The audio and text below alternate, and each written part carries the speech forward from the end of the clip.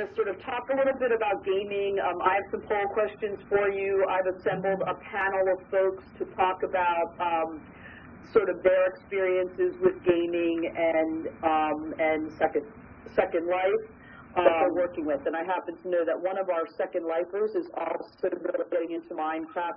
Thank you, Grid Jumper. Massive online open course. August 6th, you should have section 2 of the completed. We've got Matt Dunleavy coming. Matt's at Radford University. He's working in augmented reality and doing things with that technology. Kat, who's here this evening, Catherine Horton-Flippen, is working on her PhD, and she's going to talk to us about the difference between gamification and game-based learning. And then Kat has recommended another speaker as well, and she'll be talking to us about alternate reality games, or ARG. So it's going to kind of be research tonight, but it's cool research, so I'm excited to hear from them.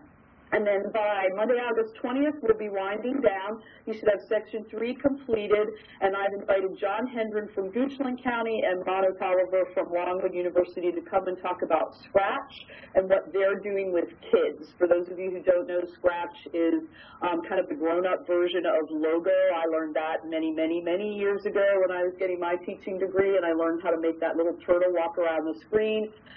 Scratch is a much more advanced version of that, and they'll talk to us about the work they're doing with students in terms of having students create their own games.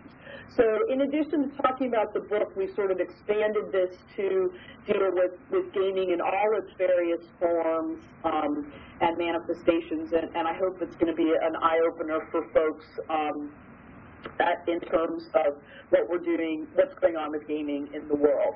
The Horizon K-12 report, the new one just came out recently, and it puts game-based learning at a very short horizon span, that it's going to be something that becomes pretty popular in the classroom and part of what's going on in the classroom. I hope that throughout the course of the summer we can expand our ideas about game-based learning beyond, not that there's anything wrong with it. I made my first Jeopardy game in the classroom using a piece of poster board and 3x5 cards probably 20 years ago.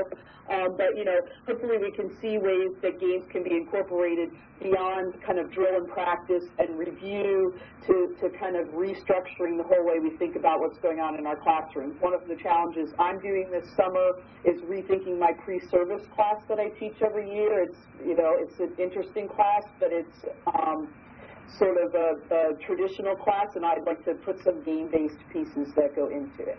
So Stacy B says, what are the pages that each section that we need to have read? So the book's divided into 3 parts. So when I say section 1, and I have to tell you, mine's on the Kindle, so I don't even have real pages. But if you look at the table of contents, I'm pulling it up right now, there's parts, maybe is what she calls them. Let me get my table of contents here. Yeah, so there's part 1, why games make us happy. That's what we'll sort of focus on the 23rd. Part 2 is reinventing reality, and that'll be what we talk about on August 6th. And then part 3 is how very big games can change the world, and that's what we'll deal with on August 20th. Make sense, Stacey B?